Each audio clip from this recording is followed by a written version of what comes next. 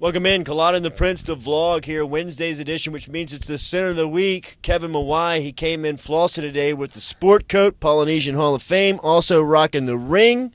Check out the inseam there. Yeah, man, little CV. Get my name, inaugural class, Polynesian Hall of Fame. How about that ring? Wow. It's Boom. like a Green Lantern's ring. Are you using special powers with that, Kevin? It does. We talked in my own mind.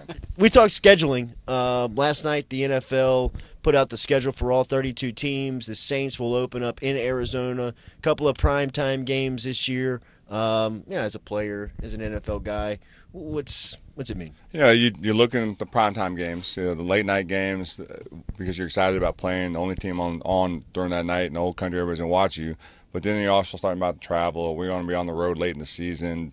Am I playing cold weather late in the year? Am I going to be playing in warm weather? Is somebody going to come to us? So you look at all those things, and really it's just about wanting to have a favorable schedule. But most guys don't get too caught up in it. The home opener, that's what you're looking for, and a lot of guys want to be at home for the first game of the season. And then, those Monday night games or Sunday night games where you're the only town, the only team playing. Mike Detillier stopped by in hour one, gave his reaction to the Saints schedule, but we also talked a little draft with him, and he talked about their need at the pass rush, the need to help at the offensive line. He seems to think that they may not be out of options on draft day of possibly putting something together with 13 and 31. I know you and I are pulling for La'el Collins to land in that spot. Sure, and if it's not La'el Collins, I don't want them to package those two high picks to get one guy. I don't think this team is one player away. I think you need to bring in as many good, talented players as you can. I realize that Drew Brees is getting older, and you want to make sure you got that, that one shot that you can take. But when you got an opportunity to get 2 first-round picks as opposed to just one, I think the chances are better when you have those two guys staying where you're at and getting a multiple players that can come in and help you. What do you think of La'el after now everything's done? Pro Day, Combine, and going into next week's draft. Yeah, it's going to be an exciting time for him. It's going to be nerve-wracking. I mean, there's an opportunity that he's going to hear rumors that he could go higher or whatever, and then he doesn't on draft day, and that's a little disappointing. But at the end of the day, his life's going to change forever on that first night of the draft. He's going to be a first-rounder.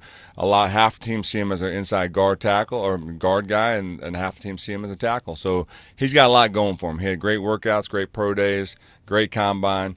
Great opportunity for him, but when it comes to the Saints, I agree. Take the 2 draft picks. If La'el's not there, you do a better job taking 2 first-rounders, gives you a better chance to increase your talent on your team. In 2000, we drafted 4 first-rounders, and all 4 of them went on to play prolonged careers. Chad Pennington, Sean Ellis, John Abraham, and Anthony Becht, and it was a great move by that staff at the time. Don't need any names, but has anybody called you in asking references about La'el or some of this draft class? No, I did see a lot of GMs, coaches, and managers while I was at LSU's Pro Day and also at the Saints, the Tulane's Pro Day at the Saints facility. So I got some questions during that time, and some of them asked me the same question: do you see him as a guard or a tackle? And I see him as a tackle, and some of them agree with me, and some of them, I saw him as guard, and so there was some agreeability there, but one thing that everybody agreed on is that he's going to play at the next level and he's going to be a first rounder.